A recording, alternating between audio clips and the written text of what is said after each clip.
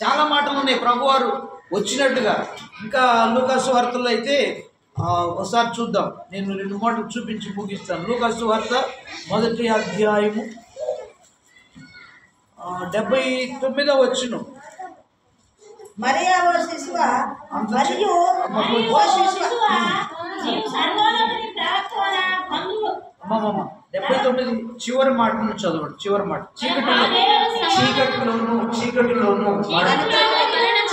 చీకటిలోను మరణ ఛాయలను కూర్చుండ వారికి వెలిగించుటకై ఆ మహావాత్సల్యమును బట్టి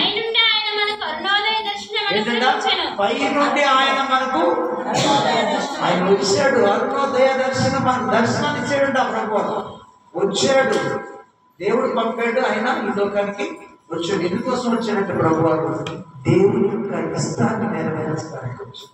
దేవుని చిత్తమేంటో, దేవుని ఆశ ఏంటో, దేవునికి ఇష్టమేంటో దాన్ని నేను భూలోకంలో నెరవేర్చాలి, అలా నెరవేర్చడానికి వచ్చాను అంటాడు.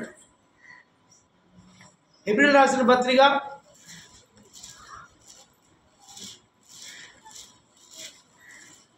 10వ అధ్యాయము 9వ వచనం. 10:9 హెబ్రీయులకు రాసిన పత్రిక.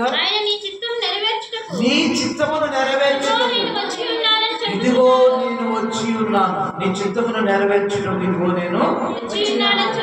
దేవుని చిత్తాన్ని నెరవేర్చడానికి అంటే దేవునికి ఇష్టమేంటో దాన్ని నెరవేర్చడానికి యేసయ్య ఈ లోకానికి వచ్చాడు. ఏంటి దేవునికి ఇష్టం? ఇంతమంది ఆది మానవుడు ఆదాము మొదలుకొని ఎంతోమంది భక్తులు వచ్చారు కదా, వాళ్ళందరికీ ఆయన ఇష్టం, వాళ్ళు నెరవేర్చలేదా? ఏంటి దేవుని ఇష్టమేంటి? మీరు చెప్పండి, దేవునికి ఇష్టమేంటి? దేవునికి ఇష్టమైనది ఏంటి? భూలోకంలో దేవునికి ఇష్టమేంటి అంటే మీకు అర్థం కాదు కానీ నేను చెప్తాను. దేవునికి ఇష్టం భూలోకంలో ఏంటంటే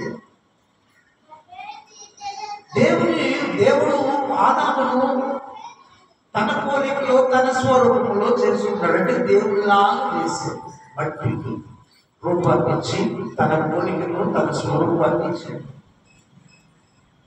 దేవుని మాట వెనుక సాతాను మాట విని మనుషుడు ఆ పోలికను కోల్పోయాడు, ఆ స్వరూపాన్ని కోల్పోయాడు, ఆ రూపాన్ని కోల్పోయాడు. అసలు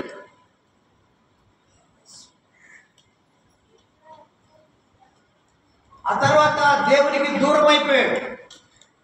సరే, ఏదైనా దేవుని మాట వినని కారణం చేత మానవునికి మరణం సంప్రాప్తమైంది. మనుషులందరూ చచ్చిపోతున్నారు.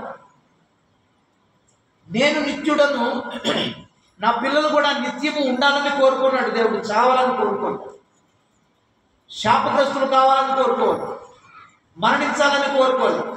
నిత్యము నాలాగా ఉండాలి. మనం ఏమంటాం, పిల్లగాడు పుట్టిన అచ్చు అమ్మ పోలిక నాయన, ఏమంటారు, నాన్న పోలిక నాయన. చూడు, మనుషులు వాళ్ళ పోలిక రాకపోతే ఇంక ఇంట్లో ఎట్లుంటుందో తుఫాన్ వద్దు. మరి వీళ్ళకి పోలికలు రాలేదు, వాళ్ళకి పోలికలు లేవు, వాళ్ళ నాన్న పోలికలు లేవు, వాళ్ళ నాన్న పోలికలు అనుకుంటున్నాను.